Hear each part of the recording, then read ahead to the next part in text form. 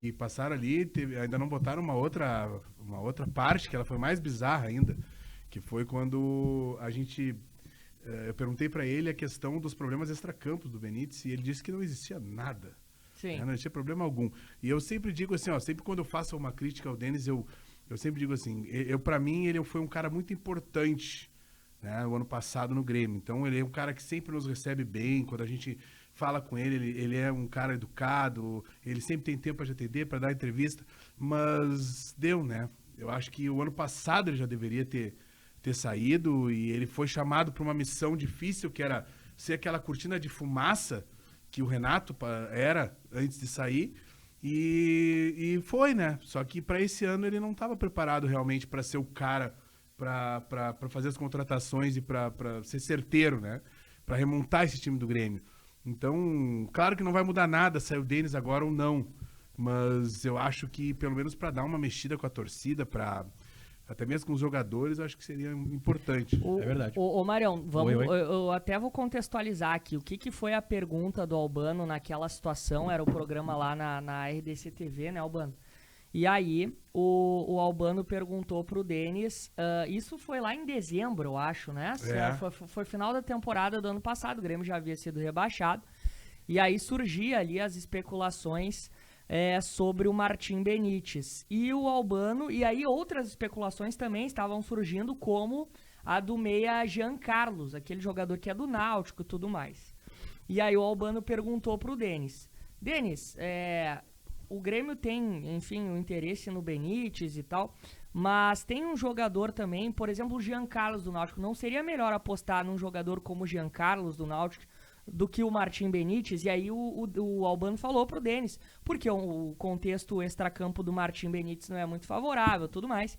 E aí o Denis, e é um vídeo que, cara, circulou pelas redes sociais aí, todo mundo, principalmente agora, teve uma última semana aí, há 2 semanas, ou a semana passada, que circulou, pela má fase do Benítez no Grêmio, viralizou novamente esse vídeo, que já tinha viralizado naquela época, e o Denis Abraão fala, não, para aí, querido, como é que tu vai me comparar o Benítez com o Jean Carlos? Benítez é craque.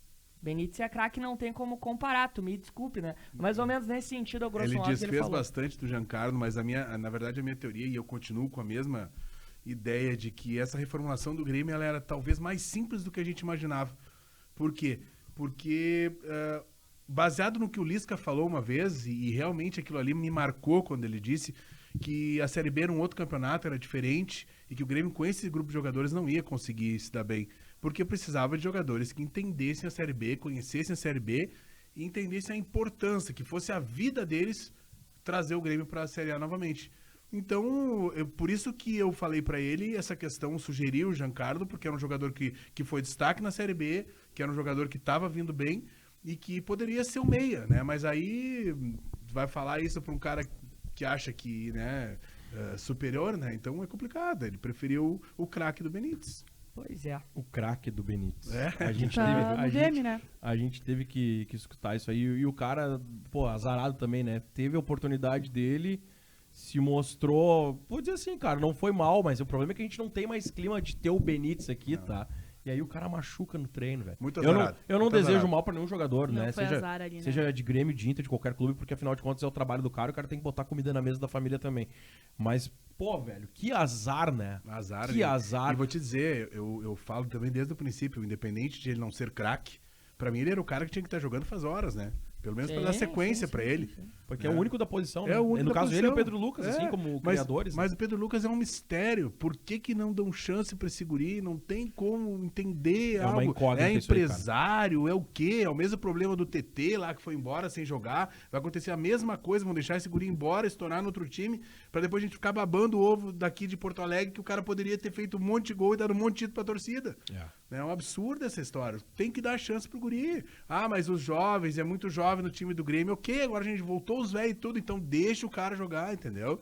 Então é complicado. É o único que tem ali, eu levo muita fé nesse guri, muita mesmo. Bom, então vou dar uma boa noite pra ti agora, por último. Eu até achei que meu boa noite tinha sido antes daquela